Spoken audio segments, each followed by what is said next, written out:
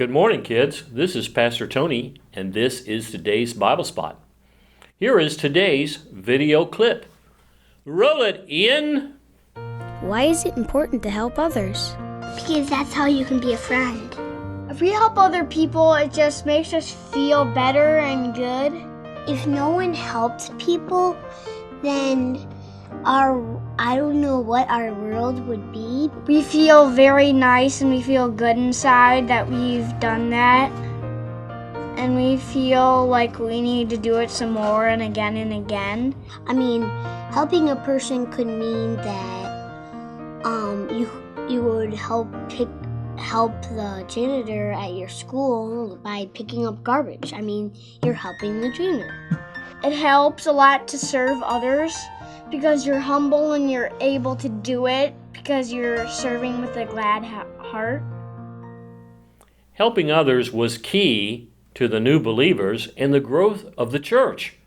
We read in Acts chapter 6, verse 3 this: "Therefore, brothers, pick out from among you 7 men of good reputation, full of the Spirit and wisdom, whom we will appoint to this duty."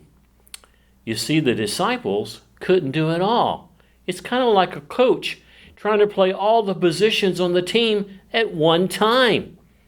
The new church of believers had many areas of help that was needed. So the disciples prayerfully decided to choose 7 men to help with these needs. So who did they pick? Well, the 7 men had to meet these qualifications. Number 1, they had to have a good reputation. What does that mean? Well, when I took my family to Disney World, we bought my youngest son a t-shirt, and on the front of the shirt it said grumpy, because he was grumpy all the time. Well, what would your t-shirt say? Critical? Complainer? Fault finder? Bossy? Negative? Selfish? Helper? Well, number 2, they also had to be full of the Spirit. It's like a person who listens first.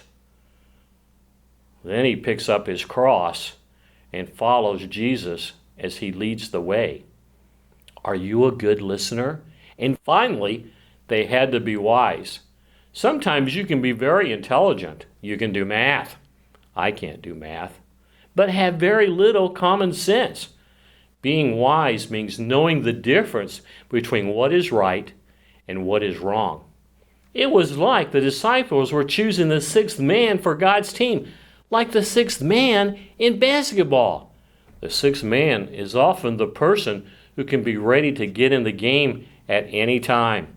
He can play different positions and serve the entire team in such a way that the 6th man may be the key to winning the game.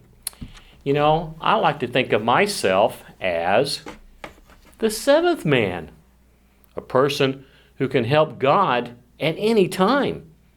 I would not be happy being a coach or a starter. I know that I am called to be the 7th man, like those men chosen by the disciples: Philip, Timon, Nicholas, Nicanor, Parmenas, Prochorus, and Stephen.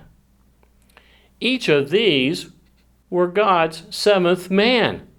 And because of their faith and dedication, the church grew and grew and grew. Well, will you be the 7th man by serving and helping others? So put on your God's t-shirt, find your cross, and use some common sense. You know, maybe it's time for all of us to get back into God's game. Just saying. Well, that is today's Bible Spot. Goodbye.